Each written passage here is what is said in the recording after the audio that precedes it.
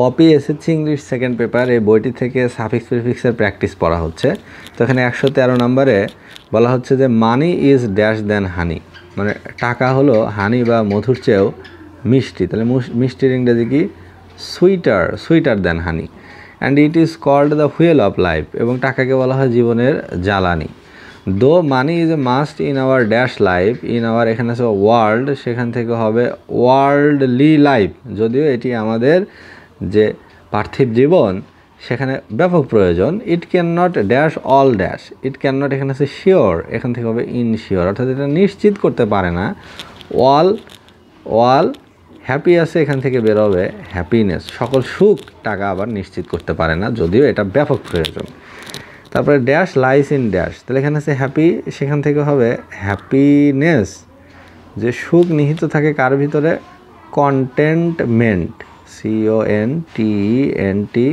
CONTENTMENT, সুখ নিহিত থাকে সন্তুষ্টির ভিতরে। যারা সন্তুষ্ট তারা সবসময় যে কোনো পরিস্থিতিতে সুখী, আর যারা সবসময় হতাশ করে তারা জীবনে যতই বড় হোক, যেরকম অবস্থাতেই থাকুক, ওটা তার স্বভাবে আছে, সে কখনো সুখী হতে পারবে না। তাহলে হ্যাপিনেস দূরে নাই, এটা নিজের ভিতরেই আছে, এটা একটা হ্যাবিট, এটা একটা প্র্যাকটিস, এটা একটা উপলব্ধি।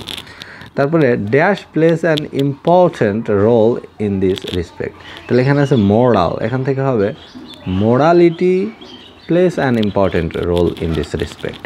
And dash person can not be happy, and immoral person, immoral অর্থাৎ যিনি অনৈতিক ব্যক্তি, সে আসলে সুখী হতে পারে না, কারণ নীতিহীন কাজ করে, সেটা আবার পরে তাকে দহন করে, তাকে পোড়ায়, তাকে জ্বালায়, সে ওই অনুভূতি থেকে সুখ পায় না।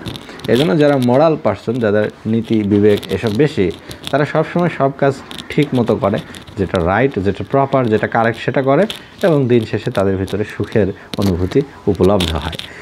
Those who earn money through the path of dash leads a dash life, তাহলে those who earn money through the path of honesty, অর্থাৎ যারা সততার মাধ্যমে সৎ পথে থেকে টাকা আয় করে, রোজগার করে, তারা লিডস এ ড্যাশ লাইফ, কেমন জীবনযাপন করে?